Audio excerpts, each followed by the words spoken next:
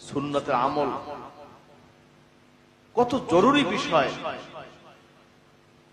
নবীজির ভালোবাসি আমরা, নবীজির জন্য জীবন দিতে চাই, জশ্নে জুলুস করি, মিলাদ করি, কিয়াম করি, সব করি, অথচ নবীর তরিকে আমি চলি না।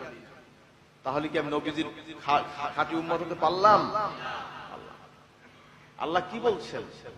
যারা আল্লাহকে পেতে চায়, যারা আল্লাহকে ভালোবাসতে চায়, ফাত্তাবিউনি ইউহিব্বুকুমুল্লাহ, তারা আল্লাহ নবীকে ভালোবাসে, তার ইত্তেবা করে। বলেন না সুবহানাল্লাহ। কুল ইন কুনতুম তুহিব্বুনাল্লাহ ফাত্তাবিউনি ইউহিব্বুকুমুল্লাহ ওয়া ইয়াগফির লাকুম যুনুবাকুম আল্লাহু গফুরুর রহিম। বলেন না সুবহানাল্লাহ।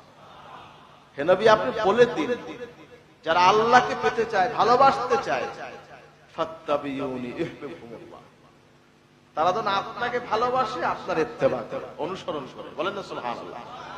ওয়া ইয়াগফির লাকুম যুনুবাকুম আল্লাহু গফুরুর রহিম, আল্লাহ পাক দয়ালু এবং ক্ষমাশীল। বলেন না সুবহানাল্লাহ। আমরা আল্লাহকে ভালোবাসতে চাই, আল্লাহকে পেতে চাই, এজন্য আল্লাহ বলছেন নবীর ইত্তেবা করো, নবীকে ভালোবাসো। বলেন না সুবহানাল্লাহ। নবীজি কি বলছেন?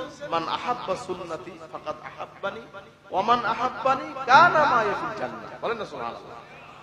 যে ব্যক্তি আমার সুন্নতকে ভালোবাসলো, সে আমাকে ভালোবাসলো, যে আমাকে ভালোবাসলো, আমার সাথে নবীজির সাথে সে জান্নাতে প্রবেশ করবে। বলেন না সুবহানাল্লাহ। হাজিরিন, ভাইরা আমার, আমরা সুন্নতের আমল করে নবীজির সাথে জান্নাতে যাইতে চাই। কি চাই? চাই। কে কে চাই? নারায়ে তাকবীর।